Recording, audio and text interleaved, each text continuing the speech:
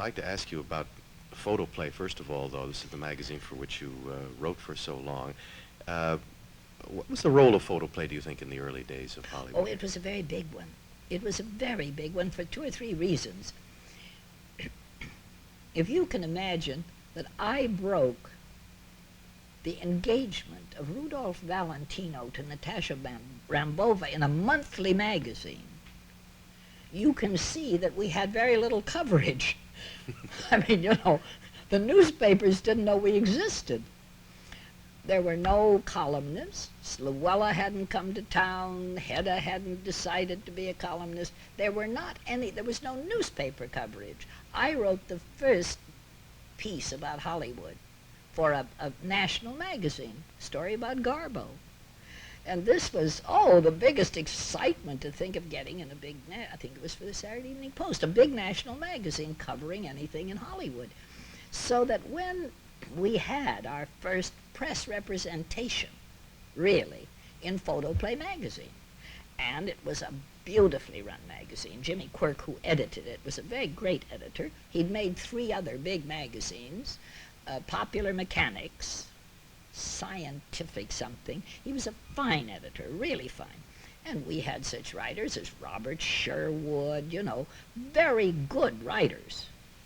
So that what we said became very important to the industry.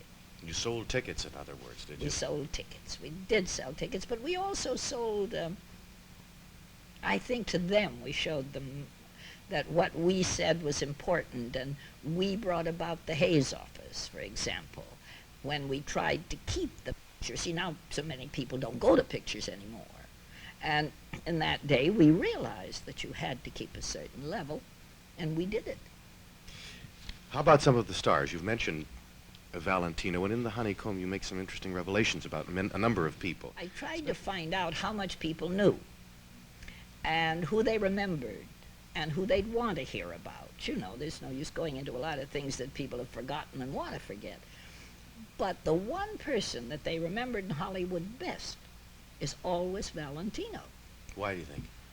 Well, I think it's because he stood out. You see, the American woman, it's hard to realize this now, the American woman had never seen a Latin lover in her whole life.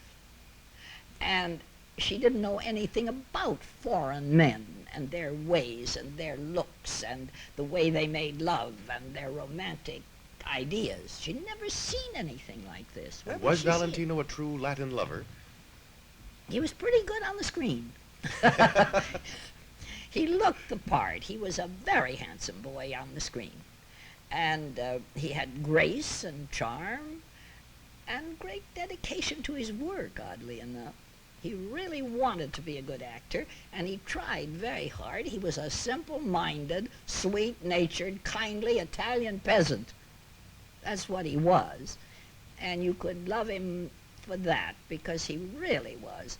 And he never loved but one woman, and I guess, I don't remember his ever having any of the Hollywood girls interested in him. He just was not what he was on the screen, he was not off the screen. Well, how do you account for the fact that his funeral was such a remarkable event? Again, this business of the first contact with a Latin lover. His career was so short.